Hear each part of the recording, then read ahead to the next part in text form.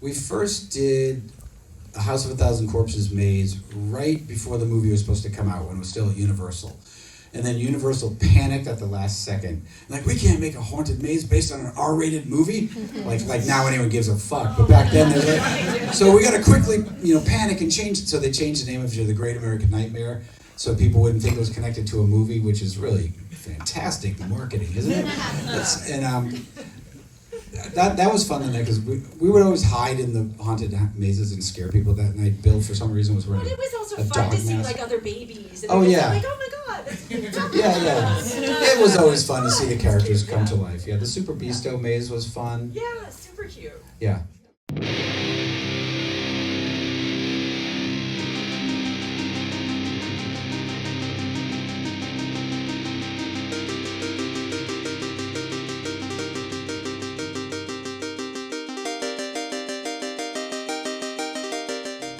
So here we are, Bantam, Connecticut, a very rare, only East Coast appearance of Rob and SHERI Zombie doing a Q&A for the 20th anniversary of The Devil's Rejects. They did one on the West Coast, and this is the only one they're doing on the East Coast. They did 2 showings that night, 7:15 and 8:15, followed by Q&As. Our buddies, Fred and Ashley, got us tickets for both events, so we got to go to both Q&As, and it was amazing. It's a really cool theater. They have great history. They've been around a long time. The vibe was great. It was like a nice small theater. It felt very like family owned, and we had a blast. Everything was really organized really well. Also, like they had your bag with your name on it on your seat. So they already had your t-shirt size in there in this nice black tote. We got this print signed by both of them, which we weren't expecting. We thought just Rob was going to sign it, and we had great seats for the Q&A. Fred and Ashley were lucky enough to sneak out into the lobby between showings and got to take photos with them. So they had a moderator for the Q&A, and there was a lot of great questions. So here is mostly audio for both Q&As. Enjoy. Yeah, in that sense, I guess it was probably the easiest, most fun to make. Yeah. The less complaining you had to hear me do. Well, I mean, what about the complaining I had to do? I mean, you're making me run through water with my jeans falling down and my butt hanging out. And I don't remember any complaints. And then the microphone. So sometimes my hair, it was always trouble putting the mic in. So they decided to put an earpiece in as a microphone, and it got stuck in my ear. So it took like 45 minutes for them to get it out of my ear. And then the gunshot blast at the end of the movie in the car. Sid's gun was live sounding, and it literally blew me over the first take we did in the car, and my eardrum went out, and it was crazy. So I was tortured. It sounds like a great experience. It seems like I blame the torturer. I was tortured. Now I know why when I looked at you, you're like, no, this was not an experience. It's a totally different experience, Director Agger. Okay. Is there a favorite sequence of yours in this? Favorite to direct? I can't really remember. I mean, I really liked everybody I was working with, even when they, some people in this movie were incredibly difficult to deal with, but it was worth it because they were really good. Are you going to name drop? No. But it was hard. A lot of people, a lot of times, there were certain actors, they just hated each other, and they wouldn't. But I think that was part of some of the actors' process too. Maybe. I will tell one story. That was okay. There was one scene where William Forsythe is choking Leslie Easterbrook. And he did not like her. Yeah. I'll spill the beans. Allegedly. But the next day, because I thought it would be funny, I said, Leslie, come to set wearing a neck brace. And go to William and see what you did to me. Oh my God. He didn't think it was funny. At all. How about you, SHERI? Any favorite moments? From this movie, I was thinking of my William Forsythe moments from Halloween, but this movie favorite, gosh, I really get Devil's Rejects and House of Thousand Corpses mixed up because I haven't really seen them since. Maybe I saw Rejects once, 10 years ago, but I haven't seen them, so I'm trying to remember. Let's see, Rejects. I loved. Oh no! See, that was. I was going to say that scene with Karen, but no. With Getting ice cream. Well, anything with Bill and Sid in that van. Yelling Bill, "fuck you" over and over with Bill. Working with Bill in the car when we were, like any of that stuff was fun. Yes. Really fun. Like fun. Crying, laughing, fun. Yeah. Yeah. My first scene actually with Goober was at this. Walking up. That's the other movie. Oh, God. I swear. They've seen that too. Have you guys seen that one too? Tell that story. The first scene we did on this was when you guys drove up to the motel. Jeffrey That was Lewis. the one. Oh, Jeffrey Lewis. I loved working with Jeffrey Lewis. Actually, he almost made me pee my pants when I had to. He's so fun. He was so funny and so generous and nice to work with. And I was super nervous because he was such a legend. But lots of fun with Jeffrey Lewis. Jeffrey was funny. He told me the funniest story because he's made, I don't know how many movies with Clint Eastwood, 7 or 8. He goes, "This is what I always do with Clint. When I'm in a scene with Clint, I lean over and I put my hand on his shoulder through the whole scene so he can't cut me out of the movie." I think he was serious. That's awesome. All right, what do we got, people? There we go. First, I just want to say thank you for giving us such rememberable characters and everything. Cool. The movie, it's timeless and it's a classic. Are there any actors that you had in mind that the audition didn't work, or you had for a certain character that you went elsewhere? The thing that was the most screwy is Karen Black didn't come back because a lot of times when there's a sequel, everybody thinks it's like there's a lot of money to be had. And she wanted to do it, and then she's like, "Oh, it's not enough money." So I was like, "Karen, I'm not trying to play hardball. If you pass, we're moving on."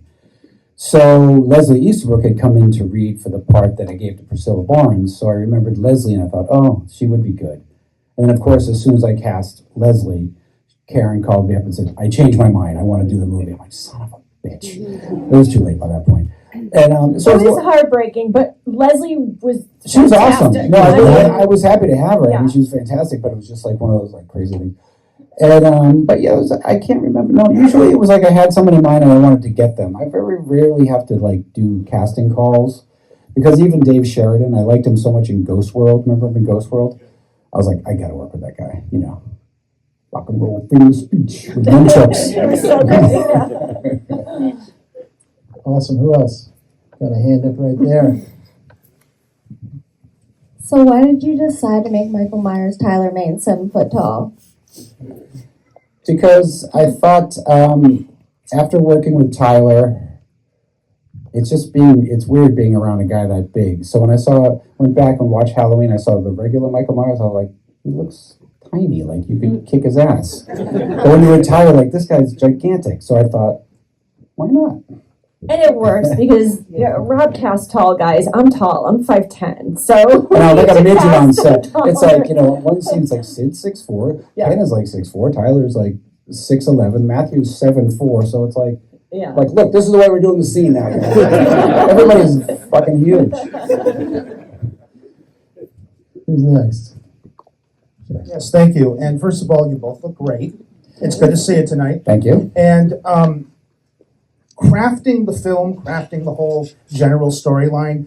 You see, my impression when I first saw The Devil's Rejects was that sense of considering it's in the 70s, late 70s, so this was like the age of serial killers. So creating the story, were you inspired by, in any shape or form, by that period in time where serial killers were sensationalized through the media, and how people developed this fascination, like the term serial killer was coined at some point during the decade? Yeah, not so much. I mean, maybe on the first film, that was more in my mind. The second film was more like, I wanted to make a modern Western. I wanted to make a movie like The Gauntlet or Bonnie and Clyde or something. Because Lionsgate wanted House of a Thousand Corpses 2, and I was like, I don't want to make that movie, but I don't want to say no to the money you're about to give me to make a movie because it may never happen again. So that's why I was more concerned with that, just making it, because it's a sheriff chasing 3 outlaws. It could be set in the Old West, and it would be the exact same story. True fact. True fact.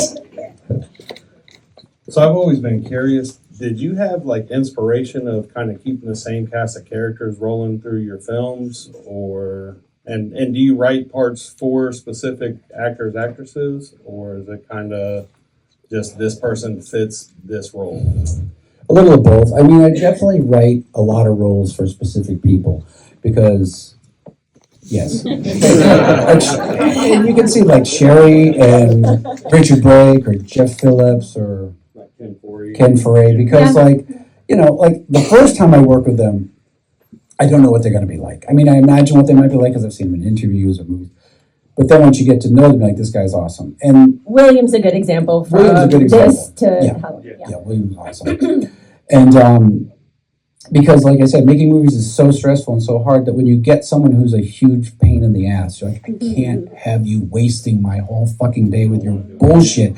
So you want to get people, you're like, this guy's going to show up, he's going to kick ass, and he's going to be great. Now, sometimes people show up and they're kind of like wacky, like Michael J. Pollard, but it's worth it because I love Michael J. Pollard. He's like, do you know anywhere you can get some pot? Yeah. The first thing he says to me is like, Rob, I got 2 scripts. I'm not sure which movie this is. That was like day one of shooting. Like, is this what it's going to be like? He doesn't know what movie he's on. And I don't know if he ever did figure out what movie he was on. But he's awesome. I love that guy. Yeah. You guys are so obviously intertwined, right? Do you want to know, SHERI, as an actor, what's going on as he's writing and working and all that kind of stuff? Or do you want a little more separation and sort of like be treated like everybody else? Do you know what I mean? Are you like always asking, like, what do you think? Well, I don't want to be treated like everybody else. I want special treatment for my husband. Please, I mean, in this business.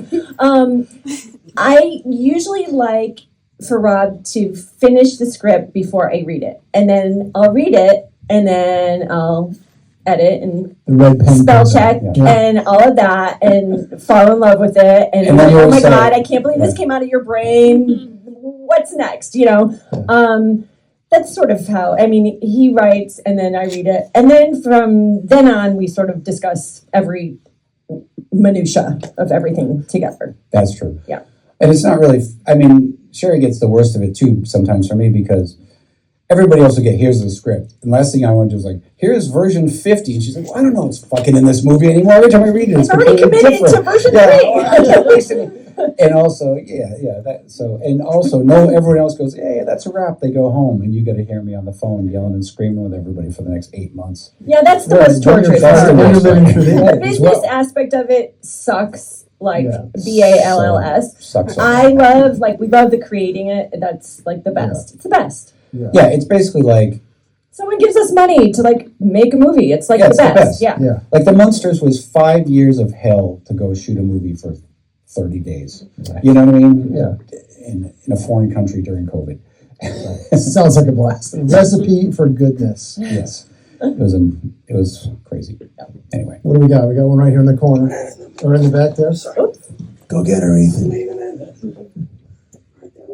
Mine's more of a local question. Would you film in Connecticut if you haven't already? And what was your main base for moving here? Because I'm from Connecticut and I love it. So. Well, we have filmed here before. It's just nobody seems to know it. I did. You did. I did. Yeah, you don't have to see this. I reshot the end of Halloween 2 in Connecticut. So if you go to New Milford, there's a Verizon wireless store. That was the strip club where all the mayhem was going on. It was an empty building. You turned it into a strip club. Now I think it's a Verizon store. And yeah, we shot all that stuff here. Yeah. Which Ileana Douglas failed to mention in her Connecticut movies. Oh, she did, yeah. And I'm from Connecticut and Rob's from Massachusetts. So we sort of decided a little small town called Plainville. Yeah. And Rob's Massachusetts, and we love this time of year. And in LA, you just don't get the vibe. And yeah, I'd rather be here. Yeah. I'm from Milford. From where? Milford. Milford, by the beach. Yes. Yeah. Interesting. Thanks for driving on. Yes, sir. Sir. Hi, everybody. This is definitely my favorite one of your movies, but I also love Halloween. How the baseball sound is just always iconic in my head, and I also loved how you did the you showing younger Michael Myers like it was the old TV version, like how they added the extra footage. Yeah. So that's why I kind of really enjoyed it. Like a lot of people don't get that, and just the cast is my childhood growing up, so it's always awesome. But I was wondering about Bill Moseley. Did he do any ad libbing like he did for Texas 2? Because some of these lines that he spits out are pretty great. No, I don't think he did any ad libbing, actually. Was all all the pretty- actors like to think they ad lib all the time, but there's just really, on this kind of budget of a movie, you just really, that's not afforded. You just have to, maybe rehearse things and change things from the script, but an actual shooting day, there's really not much in a good Bill Moseley improvisation. movie, Bill Moseley moment in this movie is when they first get the Charlies and they have their hands up and you hit Bill in the arm because it's his line. forgot his line. He's just standing there. So that's That's the improv. No, there's no real, maybe minor things that I can't remember, but no, the script is pretty much the script. Because when people start improving, it drives everyone crazy because you can do that if you're making a comedy and just a single person's locked off. But if people start improv, the other actor's like, I don't know what the fuck you're talking about. when do I come in? Because we've actually done. I won't Are say. you ever gonna finish? Yes, we've actually done. I don't want to say who again, so I don't say who. But on Lords of Salem, I had cast another actor, and we did the script read through. And it was an actor I always loved my whole life, who I wanted to work with. And when we were doing the script read through, he tried to ad lib every single fucking line, and it was so awful. And all the actors were like, "Oh, is it my turn now? Like you're done?" Fucking just making up a script and Which is everybody's kind of so unheard of in the read through because that's when everyone's hearing the words come alive for the first Yeah, time it's on really- the script. So it was weird. It's Yeah. not cool. Dialogue is tough. It's one of the toughest things. How do you work through dialogue? Where does it come from? How do you make it natural and fun? I don't know. I don't even know if I do make it natural. It's just everybody talks the way everybody I know talks. Everyone's like, "What is with this white trash redneck shit?" I'm like, I don't know. It's just that's how everybody I know is. Everyone's like, "Oh, I'm so offended," but it's like it's the type of shit that I remember as a kid. Just like young Michael Myers just reminded me of young everybody I knew, and the kids who tortured him. That just seemed like that's how people are. Kids are shitty, and that's just how people talk. There were people in this movie. I will say one. Otis was based on this kid that went to my school. There was this family of 3 albinos, and they all looked like Johnny Winter. And they went to my school, and they were really freaky looking. Otis is much less freaky, and they had like these weird wrinkly eyelids. And there was 3 of them. There was one in my grade that was on younger, and it was on older. And they'd be like walking around, no shirts, just overalls. And I was like, they look like the kid playing banjo in Deliverance, basically. And I was like, wow, I don't know what I'm going to do with this, but I got to remember this. It's fucking weird. Massachusetts? Yes. I know, it sounds like the Ozarks, but no, it's Massachusetts. What do we got? There's albinos everywhere now. Not indigenous. There's a child. Oh my gosh. Which scene were you not allowed Stand to up, watch? boy. That's what I want to know. His dad said he didn't watch everything. Youngest patron of the evening. There he is, folks. Good job, Dad. My parents. I have a question. Sure. In the House of a Thousand Corpses DVD, Yes. why does Tiny like to make love to a stump? That is a good question. Well, you see, with a man like Tiny, his dating options are limited. How did that come about? I don't even know. We were just goofing around. I And honestly don't even remember. I don't know why I don't know how that came up, and I don't know why it's even funny. But I thought it was He's at like- one with nature. Yes, he's Just like a just tree hugger. There you go. Yeah, he takes tree hugging to a new level. Fucking outstanding. Got one in the middle there. Yeah, that's a question. Oh, Dad's got a question. Yeah, thanks. Quick question in regards to House of a Thousand Corpses. I know you've been asked this a million times, so this is not the actual question, but in regards to all the lost footage, that's it's lost essentially. It is lost. Yeah. So there's a big community online right now that are like just tugging at anything for any footage that's physically possible. One rumor that's been going around forever is that there was a showing of the uncut version in Argentina before it actually was released. and that someone had a copy, and Not true. okay, never happened. people are grasping on straws to Yeah, I see all these hopefully funny it things. No, I don't know where everything went. I mean, because really, And what's the missing footage? What was it? What scene? before we shot the Dr. Satan stuff, there was some extra stuff we shot in the tunnels with the zombie guys and all kinds of things. And there was some edit of that somewhere, but then once we got booted out of Universal and moved to MGM and got booted out of MGM, and by the time we got to Lionsgate, it was just, I don't know. There was a big fire at Universal too. Maybe it was in the fire. I've never seen it since I shot it. That was like 25 years ago. So it did not play in Argentina. That is a lie. Next And one. hard to prove either way. Hi, I came from Boston and I have to run. I just wanted to ask Sherry. Did you run here from Boston? I wish. Is that your natural laugh? I absolutely love it. No, it's not my natural laugh. I made it up for the character. Yeah. I love it. They, It's my favorite thing. you know that one. Yeah. Do it. Can you do it for us? I don't know. You do it first, and I'll imitate. Yeah, let's hear your version.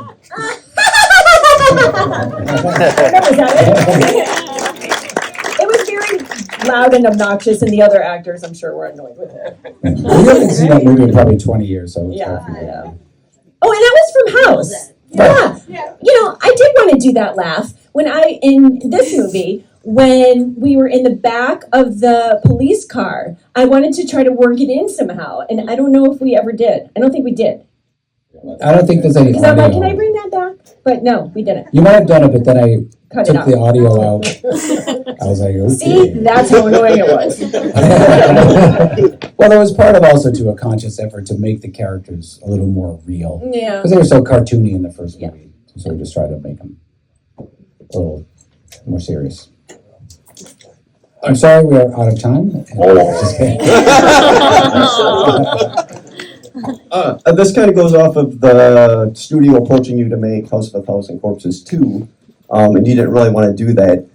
After House of a Thousand Corpses, did you have plans for the Fireflies, or did this come up sort of after they approached you and then continued on to Free from Hell? Or did you already have that in your brain going on?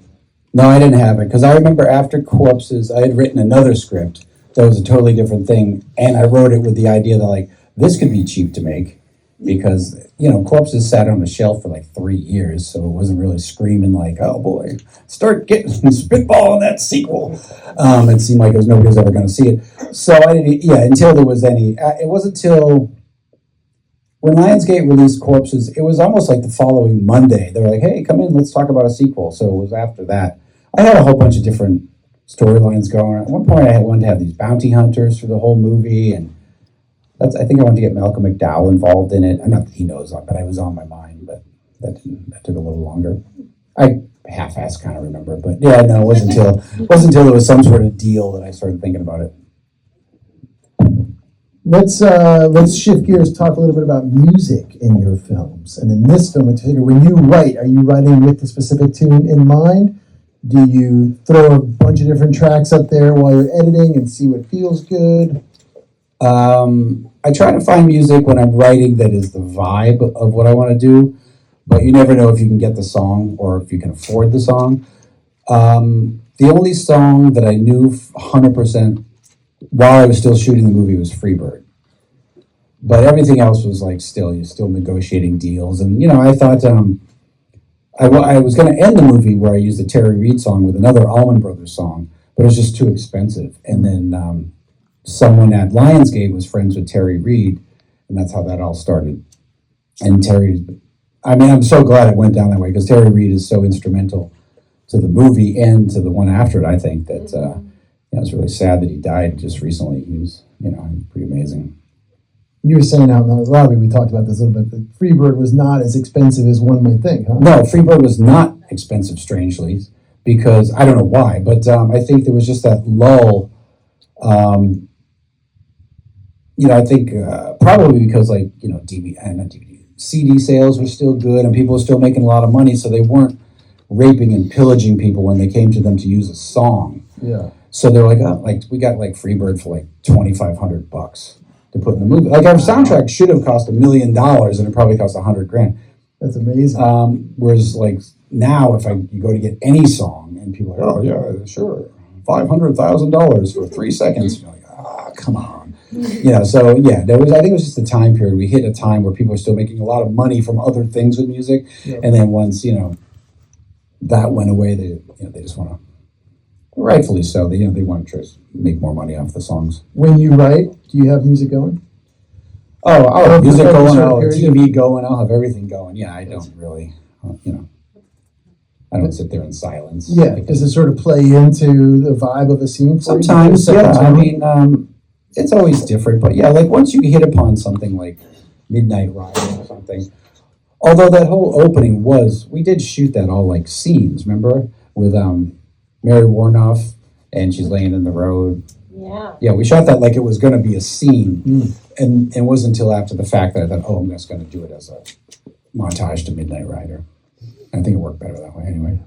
Yeah, it was cool. Who else? JP.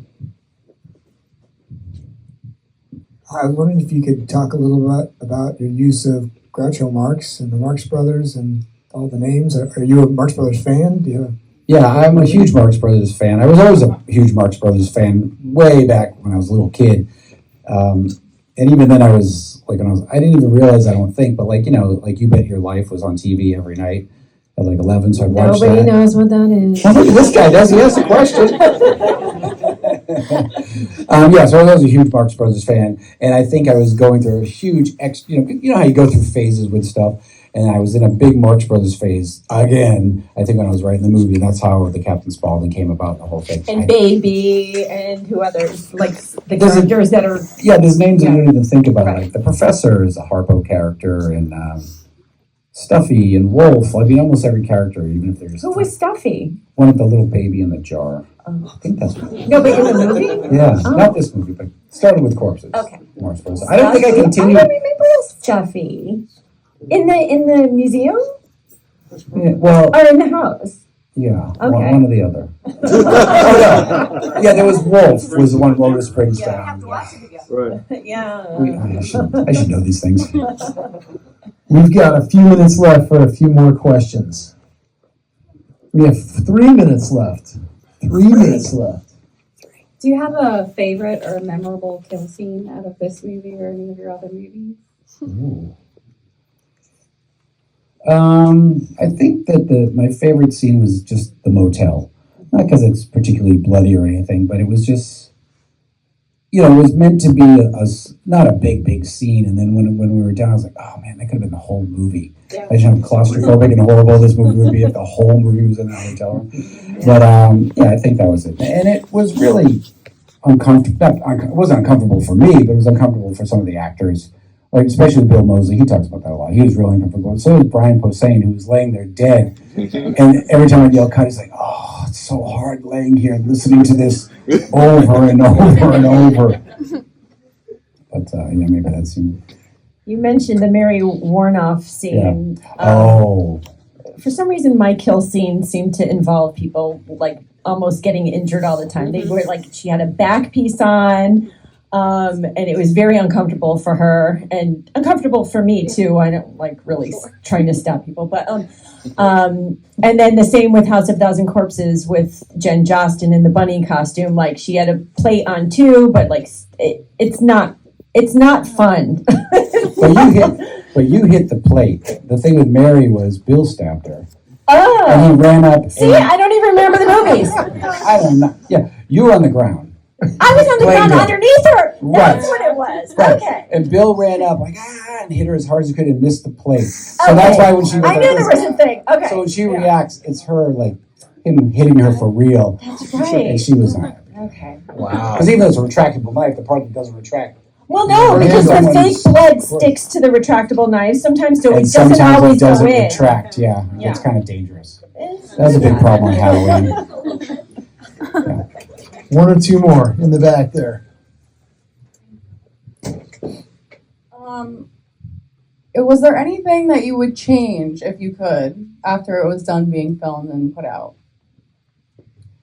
No. No, nothing. I really don't. This was the one time where I thought, like, we're done. Or Like, any of your movies, actually. oh, yeah, probably a million things. But, like, this one I didn't. The Halloween movies were such a confusing mess that I actually, like, people were always like, oh, the theatrical version, director's version. I can't remember what's what.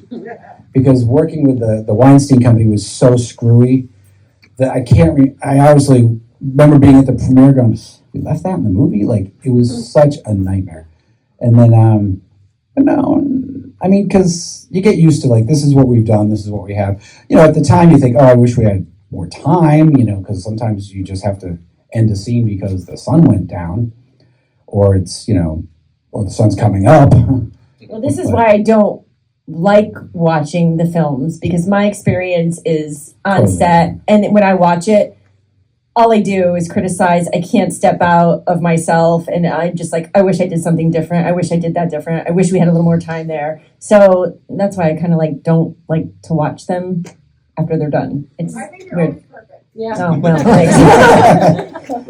Guys, this has been awesome. We have to remember everything we just said because we have to run into the other room and do this again. Why don't y'all come with us? Come on down. Everyone's laughing it. Before we say thank you to Rob and Sherry, I want to say thank you again to you guys for coming out and making the journey to be here with us and to be here with them. We do have a special giveaway for someone in this audience who has traveled the farthest out of this group from Wisconsin. There he is right there. He will win one of the two, only one of two in the world, posters outside the cinema. So go see Christina in the lobby to get your poster. Thank you guys so much. New album coming out in February. Keep a lookout for that. Morrison Gallery, October 25th for Rob's show. Thank you both so much. In Kent, on Halloween, we're judging a costume contest at the coffee shop. So get your costumes together and come on down. There you go. It was nuts last year. Thank you guys so much. Thank you guys. Thank you guys so much for traveling far and wide to be here. We really appreciate it. The cinema appreciates it. These guys appreciate it. I appreciate it. There's a lot of appreciation going on. With all that, did you hear how fast Robert just talked? That was incredible. I don't think that dude took a breath. Great. I want to give one shout out that I did not do in the other room, and I apologize on behalf of the cinema. To the cinema staff, we have been planning this for 4 months. A lot of Zoom calls to pull this together. How cool was it? With all those bags with 3 bags in your seat, that's legit. We got Ethan, our board member, grew up across the street, coming here as a kid to see movies. And what's that? What's that? It was great. It was great. I gotta say, Larry, I honestly thought, and I'm not kidding, when you said, oh, we'll get everyone's sizes and give them the t-shirts, I'm like, that's never gonna happen. It came real close to not happening. Let me tell you, but it did. It worked out. So we know you guys have been here for a long time. We know these guys have been here for a while. So I got just a couple ground rules. We're going to keep it short, sweet, and simple tonight, right? Get to the point. Get your question out. Let's get through the room. I told you to prepare. I want you to prepare. Only 4 cuss words per question. That's right. And you get to take the brunt of all of the cuss words, right? I'm motherfucking zombie! That's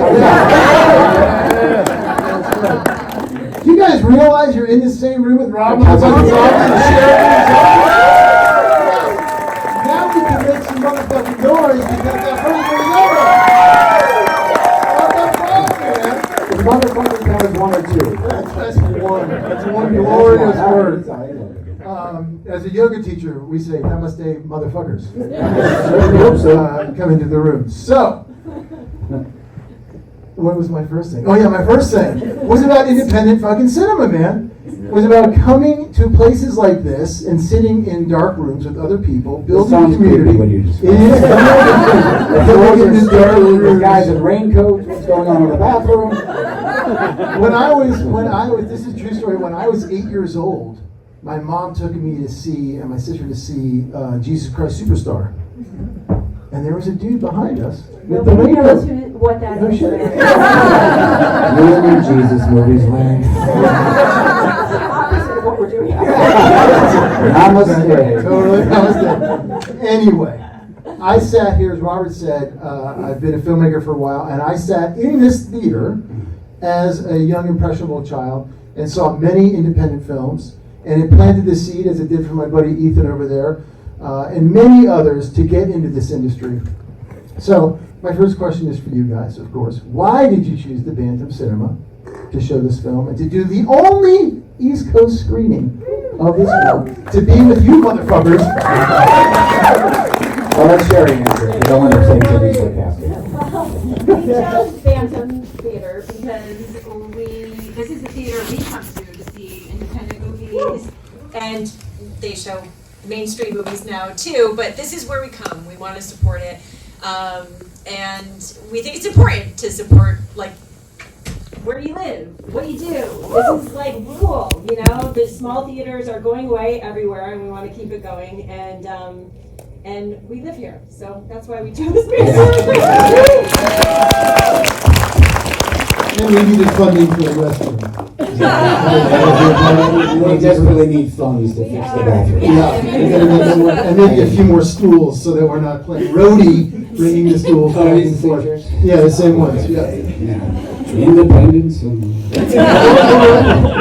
we touched a little bit on this in the other room. What were some of the early independent films or films that you remember making a mark on you as a filmmaker? Where you're like, oh, maybe I could do that. Well, I never really thought that. I never thought I could do that.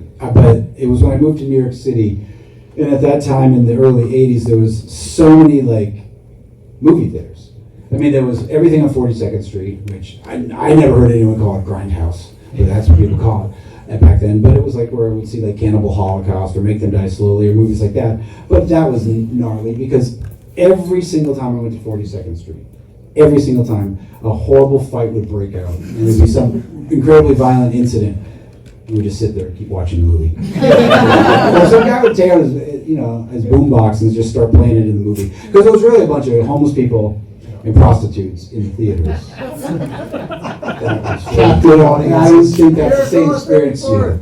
What's that? Miracle on 34th. Well,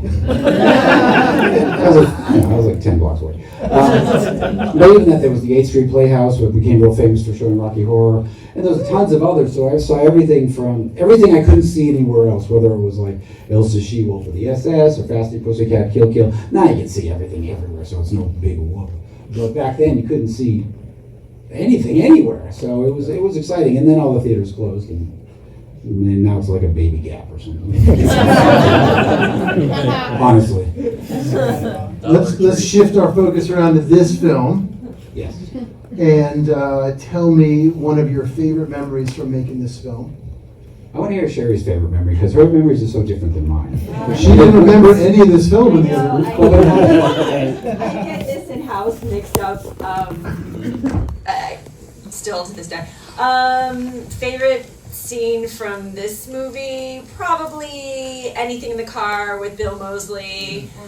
We had so much fun together, laughing, and we're still friends to this day. His daughter just had a baby, and we still communicate. We're just friends, and it's a lifelong friendship. So we had a lot of fun, and he is like a brother to me. He's my film brother. Even on 3 from Hell, I was like, oh my God, we're starting to look alike now. Like,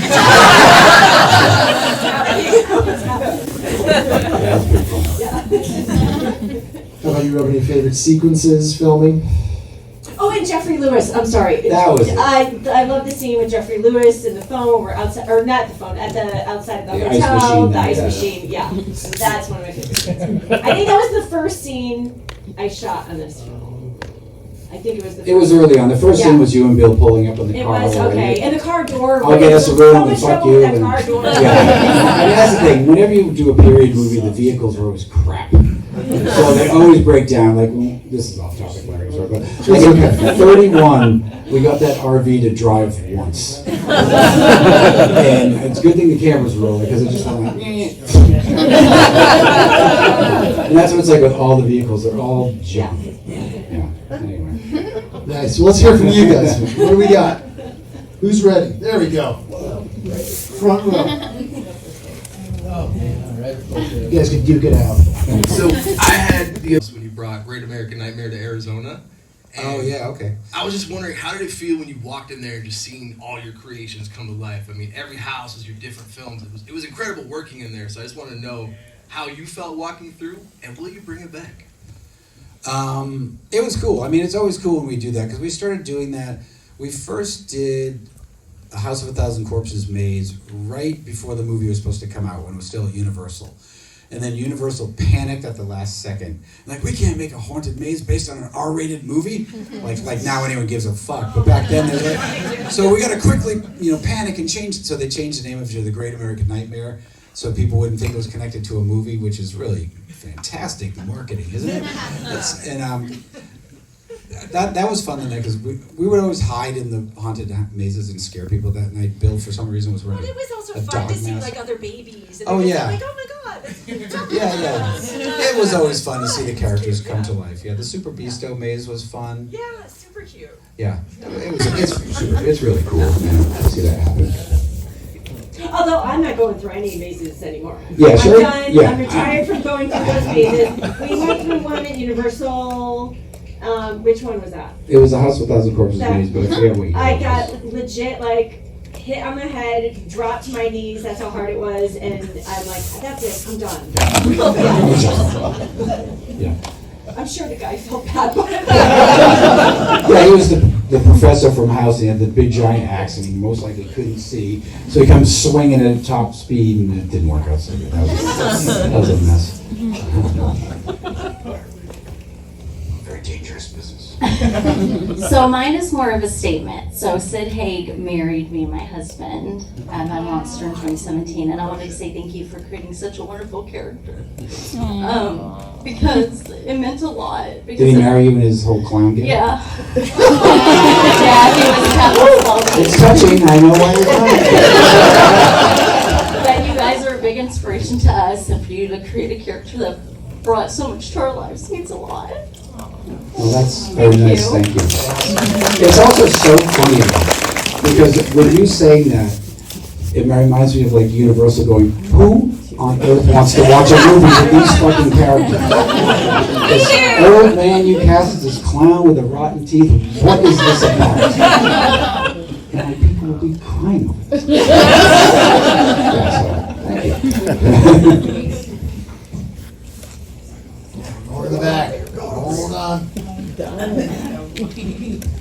Hi, so I actually had a question regarding Sid as well. I had actually read that, and this could be completely incorrect, but I had actually read that he went into retirement in the early 90s, and he specifically came out of retirement to do Captain Spaulding.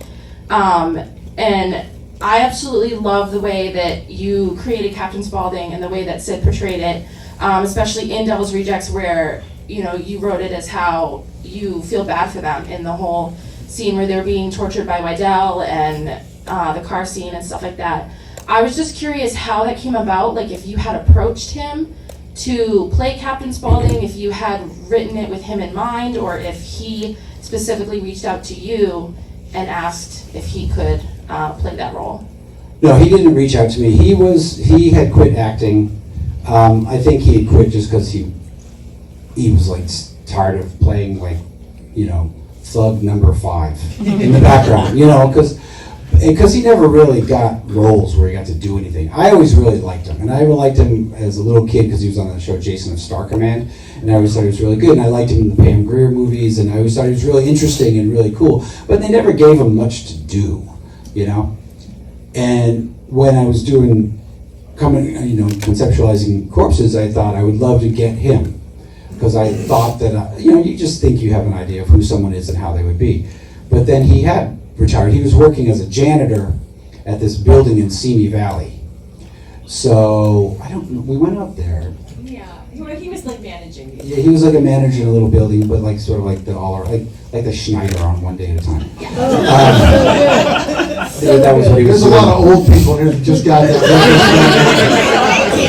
You didn't say usual. No one knows what you're Because I talking know about. people know that. Every time I reference something, Sherry goes, no one knows about.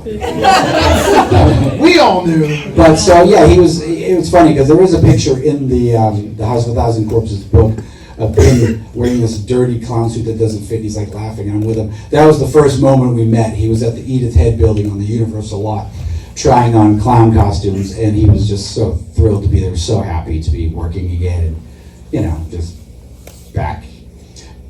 And the first movie, the funny thing is, Corpses was shot on the Universal backlot, so you drive in every day, past the guard, and it's all official. Like as time went on, we're shooting rejects out in the middle of nowhere, and it's fucking 110 degrees and absolutely miserable. But Corpses was like, hey, oh my all God, cushy. in between like takes when you guys were setting up for new shots, me and some other cast members would just run around like by where Jaws is or the Psycho House. It full rain. It was so fun. Yeah, because the Jaws ride was like right next to the house. To have that be like my first movie experience was pretty cool. Yeah, it was awesome. I wish I had realized how awesome it was. Like working on the lot was so great. I mean, I don't even know if any productions shoot on lots unless you're no. a TV show. Not anymore, but yeah, it was great until the final day when I was editing, and they were like, "You've been banned from the lot." Well, we would go even after concerts. There was like Universal amphitheater, so we would go to the concert because we knew our way around. We knew all the ways to sneak in. Shooting after the concert, we would go with whatever friends we were with, and yeah. Screw around and all the different attractions that were closed at night. The Psycho House, right? Go see Tom Jones, and then go sneak into the Psycho House. Yeah. There you go, right in the back. Work your way out. Why didn't that stop? The barrels are blowing off. When did that stop? That was like 2000. What? Well, I think they still do the studio tours. They still do. You They just don't shoot anything there. Yeah, then I don't think they film anything, but they just, yeah. Yeah, you're right. The barrels were shooting off, and there was like that tunnel. Yeah, I ran away when I was like 5 years old. My dad had a heart attack. Sorry. This is more of a technical question, but the soundtrack for this movie is, I mean, what was that process like? Were these songs that you always like gravitated to, or did you just sit down and were like, okay, how do we plan this out? Well, it's always music I love that I think fits the movie. I mean, that's what it always starts with. And then you don't want to get locked into stuff, because one thing like some filmmakers will do is like, I got this awesome sequence to like Rolling Stones, Sympathy for the Devil. I'm like, I hope you have $4 million to pay for the song too, because there's been times I've walked in the editing room and my editor's like, I cut this whole thing to Stairway to Heaven. I'm like, what are you fucking even wasting? Don't even show me. He's like, don't you want to see it? I go, no, I don't want to see it because you can't use it, so don't show me. So, it's always a matter of like, say with Freebird, I knew I wanted to use Freebird, but before we were done shooting, like, let's get the rights and lock it all down. Some of the other ones would come later, like maybe Three Dog Night or Joe Walsh, but a lot of times because of my being in the music business, there was better connections to get to managers and artists and stuff.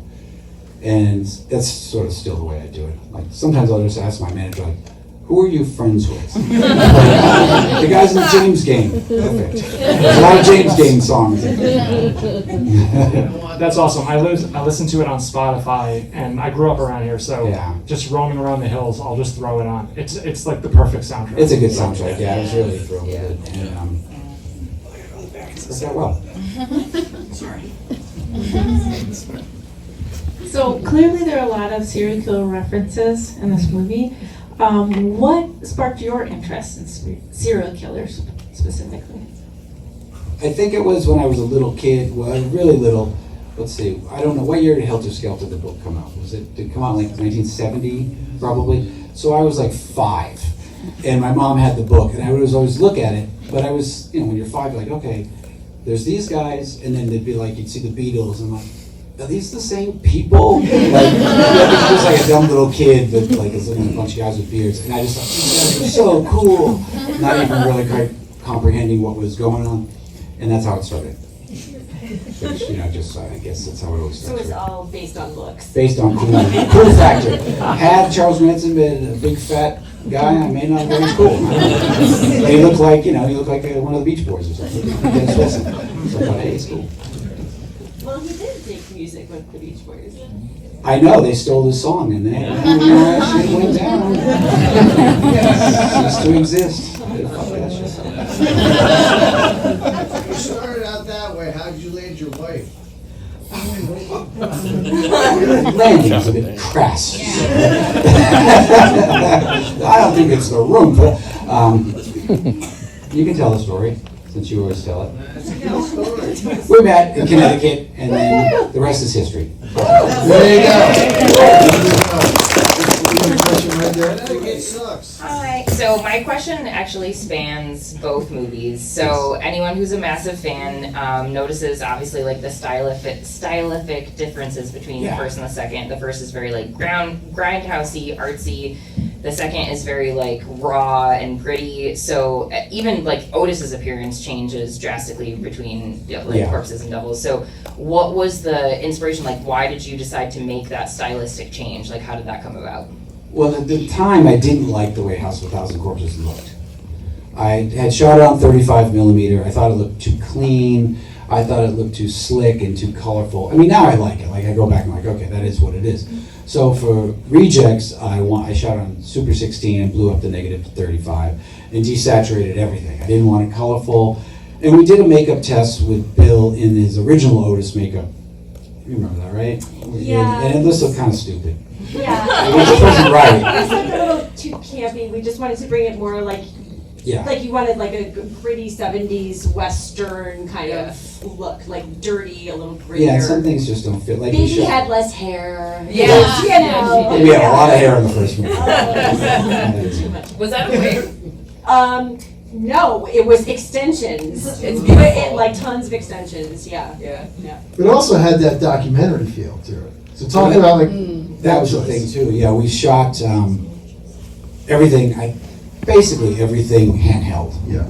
On Rejects, and that was, and the guy who was the cinematographer on that was this guy Phil Parmet, who had well, actually he was supposed to shoot Woodstock, but he never made it because for reasons. And then, but he shot this other documentary called Harlan County War, I think it was called, about the miners, and it just had the right look, gritty. I didn't want it to look all slick, where, the difference was I wanted the actors to do whatever they did, and we would capture it like you would on a documentary, as opposed to like hit that mark, the camera's going to pan like this, and it starts feeling really kind of stiff and contrived. This way, they could just do whatever, and we would capture it.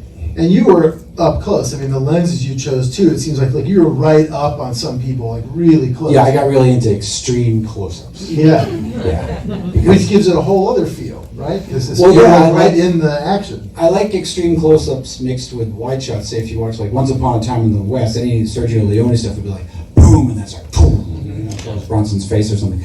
So I was really into stuff like that, and I like to cast people that are interesting looking. So their faces are like, like a Danny Trejo at that time. He hadn't done a lot yet, but his face, because I remember people arguing with me not to cast Danny Trejo, but to cast, I don't remember the person's name, but they were on Buffy the Vampire Slayer. And I go, I already cast Diamond Dallas Page. I can't put this person to me looks like a kid next to him, because Dallas is like, he's a rough character. And him and Danny were like perfect together. Yeah. Perfect together. Yeah, a lot of hard miles on those guys. Kara? Boiler room. Yeah. What was that? And then we're going to go back there? It's a question off. Yeah, but hold on a second, folks. Kara, who's about to ask this question, she moderated the one 2 years ago. So get ready, because this question's going to be a fucking zinger right now. Because she was pissed Larry's doing this. And she's like, I'm going to steal this. Let me take Larry's task right now. Yeah, welcome back, Larry. Just kidding, you're doing great. You're doing great for yoga. We've been talking about coverage, and your coverage in this movie is super interesting, and all your movies, but I mean, say we have a murder scene, and we have a woman getting stabbed, and we have one ECU, and you can only pick one shot to cover this woman's stuff. That's an extreme close-up. Extreme close-up. Extreme close-up. Ask what's an ECU? We have one tight shot on a woman getting stabbed. What are you gonna go with? The eyes, the mouth, the The little kid standing in the room shocked. Yeah. No, I mean seriously though, like I don't know. Because I would do the exact opposite in the sense that I remember shooting, and I would shoot so much coverage from every conceivable angle that, remember Marco Black, who was the first AD, he'd go, same but different. yeah. Next up, same but different. Yeah, he always goes, same but different. But he'd always go to me, Rob, come on, man. 4 o'clock in the morning, you're never going to use that shot in a million years. And then when he'd see the edit, he'd go, can you fucking use that shot? I got to put a camera under the car, I'd put it on the balcony, and launch it to the back of a mule walking by. And no, I'd put a camera in the middle of a pack of cows. Yeah. Is there a shot you're particularly proud of in this movie? There's one edit. I mean, I can't think of a particular shot, but there's one edit that's in the scene with William is torturing these 3 guys. And the camera whips around, and then there's an edit, and it whips the other way. And it's 2 things cut together, and when you watch it, well, you just did watch it, you didn't even notice, but it's kind of like, wait, what the fuck just happened? The whole scene just jumped the line, but didn't, and flipped. And that I'm kind of excited about. There were definitely. I'm excited about something no one cares about. There were a lot of cool transitions that you used. There was a lot of cool wipes, and when Sid walks into pee and you cut to the coffee cup. Oh yeah, that was funny. That one's in the script. I sketched out. Yeah, I was going to say, do a lot of those things happen in the script, or are you guys finding it more in the edit, or both? No, I mean, things like that are very much in the script because you got to, it's a specialty shot, you got to get the cop, you got to get the camera around. Sometimes shots like that, you're like, is it worth it? Because it takes so long. Like there's a shot in 31 where you're in the bathroom stall and I pan across all the stalls to find you. And it took so long to set up the track for that because, on a movie we have no time. Yeah, I remember. Yeah, exactly. But you're always fighting your brain. Is it worth it? Is it worth it? To get the shot, but then I just do it. I think it was worth it. It was worth it. Sometimes I go fuck it. Yeah. Like there was a time in Lords of Salem with the final end shot. Yeah. They were setting up that techno crane forever. I was like, fuck it. We're on sticks and we'll shoot it because it's like. It was just that's when the DP's like, I'm arguing with the DP's like, do you want it to look good? I want it to look on film is what I just run out of time. Yeah, we were so late on that movie. I mean, different movie, but so late. I could not stop laughing. Yeah, that was funny. Here's a big problem on all these movies. If SHERI gets the giggles, it's over. And it can arrive at any time, and it can go on forever. I don't remember if you did it in this movie, but you probably did. Yeah, Lords of Salem was the worst. When she's in the skull makeup with that little baby, she couldn't stop laughing. It went on forever. Well, because I didn't see that creature until I didn't see it behind the scenes in dressing room or anything special effects because I wanted to see it when Heidi first saw it. So, yeah. And it was so terrifying you couldn't stop laughing. That was tricky because. There was Gabe he was in it, so he was in the suit. There is a guy in that suit. It is funny because the suit's like only this big, and not even that big. It's like this big. He's so tiny. Yeah. And we'd be on set. We're like, stop, because people would just be allowed to crush him with a camera. Because they can't see him. It's literally like a child like a baby walking around. So he had a hand which they would get crushed. He did. Like a flag you put on the back of your bicycle. Large groups at Disneyland. One person has a flag. He's still alive and well. Pretty simple.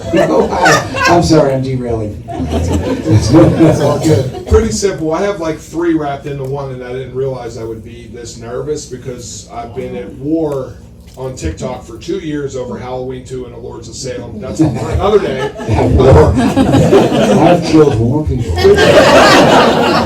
But obviously, whenever you wrote this, you could have never known the cultural impact of writing 3 of the greatest anti-heroes to ever be in cinematic history. You could have never known that tied in with one of the greatest endings in film history. I think this is a flawless masterpiece. It's done a lot for my life in a weird way because it shows you that like bad people could also be good and they can have empathy in the worst type of situations. But now seeing the impact of what this film has done because you could fill these theaters across the country for $150 and a question. We all want to know in this room, do you have the itch to go back to this universe, explore something different, and what's next? Because we're all fucking waiting. He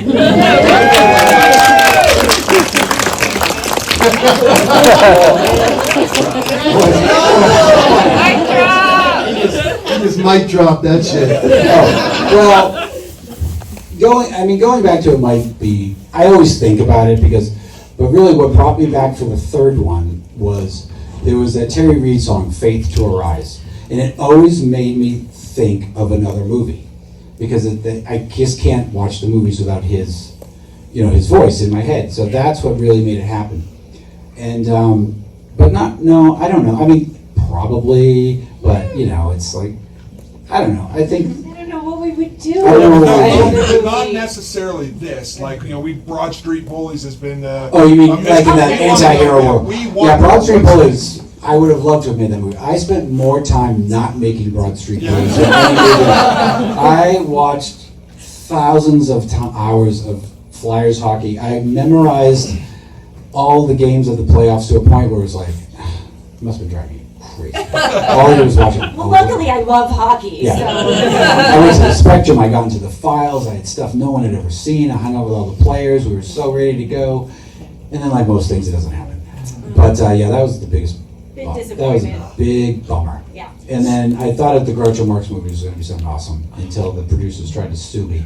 Because I was making 3 from Hell, and they're like, you're delaying the making of this movie, and they tried to sue me, and then 7 years later, they still haven't made the movie. So I was like, oh, producers. They need some yoga, Larry. There's a producer over there who needs some yoga. Who's next? We got one in the back row. I see him. The voice is still funny. Never gets old. No. I just want to say thank you both for coming out. This means a lot. Thank you for coming out. Yeah, thank you.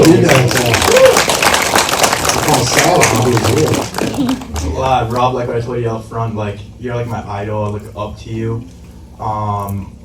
Would you ever make a movie with Marilyn Manson? Because like I think that movie would be like amazing because he's very creative, you're very creative, and I think two minds together would just create like an amazing movie. So far, the two of them touring together is always. That's all Sherry can handle. No, he's a great guy, and we just saw him. What was it, last week? Yeah. The last week, but I don't know. I don't know what I would do next, But I like Manson. He's a good dude. Yeah. He's a good dude. But no plans for anything at the moment. Throw it. Just throw it. Please don't do that. This seems like let's make a deal.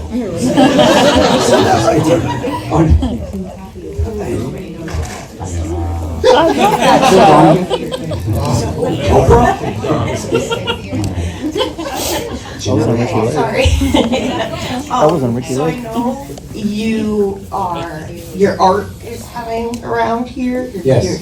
So October 25th at the Morrison Art Gallery in Kent, Connecticut. Is that the way it's what? Are you going to be at the opening or? We'll be at the opening. Okay, good. Cool. But we won't be there every single day for the next month. Yeah, no, I don't expect that. Awesome. Yeah. I'm very excited Thank you. for this. Sure. I'm very excited. I've been wanting Rob to have an art show for a long time. This is a long time coming. Can you share the news you just told me out there about the space? Oh, it's the entire museum. It's a big space. Right. It's a big space. It's a big space, everybody. No, the fact that it was going to be in one area, in one little zone of it. Now it started, he's like, we'll put something in the back room. And he's like, okay, we can move it to the front wall. Then we can do this area. He's like, let's just take everything out and we can have the whole building. Awesome. It's a beautiful space. If you could make it October 25th, 5 to 7, it's a real treat. Yes. A treat. Down to a couple more. Rob and Sherry, thanks for doing this, first of all. And during the Tutti Frutti scene, Sherry hit Otis in the nose. He kind of smirked, and I thought he was going to break roll. Do you remember if that was supposed to happen? That was an improv, and he was not happy about that. He genuinely pissed at me that I didn't warn him, but it works and it stayed in the movie. Yeah. So he wasn't genuinely going to laugh. He was genuinely pissed. I saw this. He's going to die. And we had to continue going with it take after take. So. Yeah, and then I was like, great, I have ice cream on my face all day. Hello. I've been a super fan since the 90s at the Meadows. Woo! You remember that? Where's the Meadows? That's the Connecticut. It's the Connecticut. Hartford. Oh! Arena. Oh, it's Xfinity Center. Oh, shit. This question has nothing to do with the movie, and I apologize for that, but what is your favorite song that you sing? Your favorite? Ooh. I honestly. Good question. I've never heard anyone ask me that. And Sherry, you're my hero. You're my, your spirit animal. I love you. My answer is super lame because I like whatever song the audience reacts to. Because I've done them all thousands of times. Because sometimes the band will be like, "We've got to play this song." I'm like, "I don't want to play that song." And we'll start playing. The crowd's like, "Eh." And I'm like, "See, fuckers!" It's like the longest 4 minutes of your life. Because everyone's like, "Oh, play that White Zombie song." I'm like, no one remembers it, and we played like no one remembers it.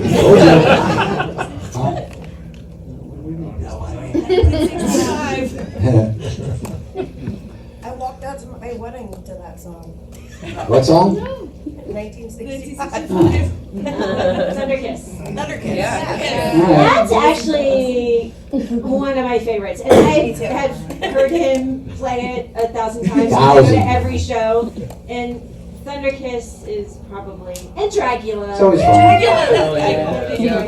And King Get Gone, and King Freak, and Supercharger, Sick Bubblegum. Sick Bubblegum, Jet City Radio, I love that one. It was fun playing Scream, Blackula Scream. That's fun too. That was fun. Nobody knows them. That's but it's mercifully short. It is. That's the thing, seriously. Give her an anniversary tribute. Say what? Give her an anniversary tribute. A little bit. See you more. I don't know. I'm deciding what shoes standing. You're good. You're good. Oh, thanks. I know you were a PA. I'm a PA. I just said, what's the best, but also what's the worst advice at the same time that you ever got? I never got any advice from anybody about anything. I'm not even kidding. I think I did everything wrong. Like, if you should be here, I went here. That's where I should have went. I could have just walked right across there. No, I always wish someone was like, I'm my mentor. No, I had nothing from anyone, ever. I had to figure out every stupid, dumb thing on my own.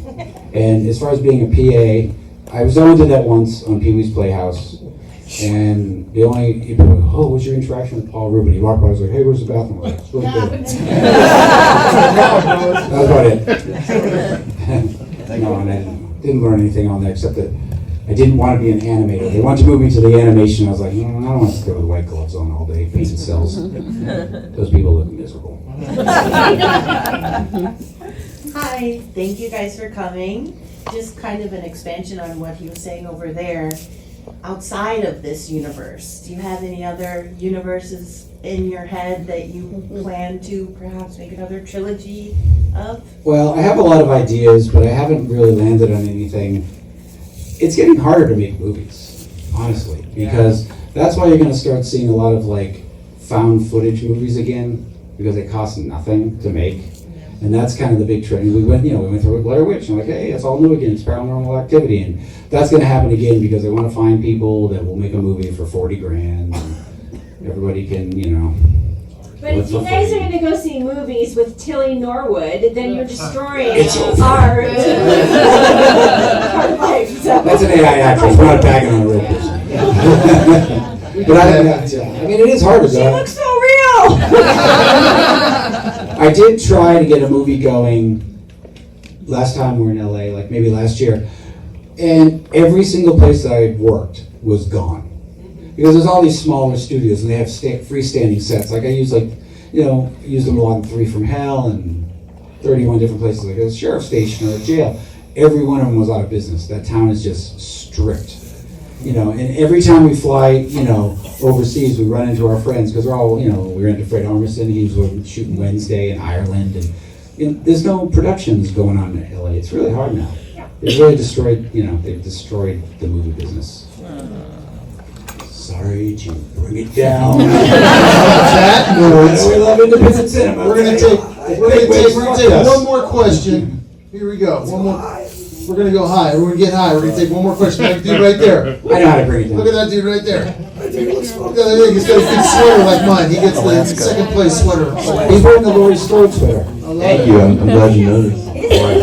From the first movie. How'd you get that? I made it, actually. Would you be able to sign it? Would you be able to sign it for me? I know I'm pushing my luck, but if you can sign a sweater, sure. yeah, like one of the white parts, Yeah. maybe. I'd Yeah, appreciate that. Yeah, that's when Laurie was good before she threw us in the Diamond Head. My question was, will the documentary, the making of documentary for Halloween 2, I know it was a troubled production to say the least. Will that ever see the light of day? I don't know. I don't know where it is. It's a real drag, because we shot a full documentary for the making of Halloween 2, and Halloween 2 was fucked up business that went on in that movie. Like lots of deceitful, weird shit behind the scenes, and we had it all on film. Like they would do stuff like, oh, this was the worst. I'll just tell this one story. The scene where Richard breaks in the van and they hit the cow. Now that was a miserable thing to shoot. It was just freezing cold and it was raining and yada yada yada. And the next day the producer comes over to me. He goes like, "Oh, by the way, all that film got destroyed at the airport." And he says it in a way where you're like, sounds pretty suspicious that you don't seem upset that the entire day's shooting just went to shit. I think they were just filing false insurance claims all the time and stealing money, because we never had any money. Like they're like, "Oh, the budget's this." I'm like, "Well, why can't I get a 10mm lens?" "Oh, it's not the budget." I'm like, "Where is the? You're living in a giant house, and you're just like, you're not even here." You know? And anyway, so I think a lot of what we did in that documentary, we get a lot of people in trouble. So I don't know where it is. I really don't know where. We started cutting it, and then it just sort of disappeared. But I did find the Lords of Salem making a documentary. We made that one, and it just became this weird thing with DVDs. Everybody wanted to trick out DVDs. And the reason, I think the Rejects one was like 2.5 hours maybe. And just to be funny, I was like, let's make the Halloween one 4.5 hours.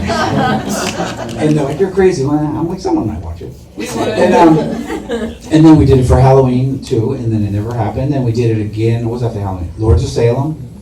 And then that never happened. But I was going through some DVDs, and I was like, I wonder what this is. And I put it, I was like, oh my God, it's a documentary. So maybe I'll just dump it on YouTube or something. Please. Should we dump it on YouTube? Yeah! Well, perhaps next year is the 10th anniversary. We'll have to put in a deluxe steel box. I actually forgot all about it until tonight. So I probably lost that disc again. Because I remember thinking, put this in a safe place, and I didn't. Guys, this has been awesome. Thank you all so much for coming. Before we let you go, before we thank these guys, we have a special thank you for our second guest who came the farthest. So in the first screening, we had someone from Wisconsin. In this screening, someone from Arizona has shown up. And they get one of the 2 posters outside. There's only 2 of those big movie posters. Awesome. Here it comes down the aisle right here from Robert. Our executive director is bringing a poster right now. It's going right here with these 2 who were married by Sid Haig. Ladies and gentlemen, Rob and Sherri Haig. Thank you all very much. Thank you for coming. Thank you, everybody. Thank you. Very kind. Oh, you know what we do need to do? Hold on 1 second. Oh, wait, don't go anywhere. Don't go anywhere. The first room did not get this. Get it, go wide.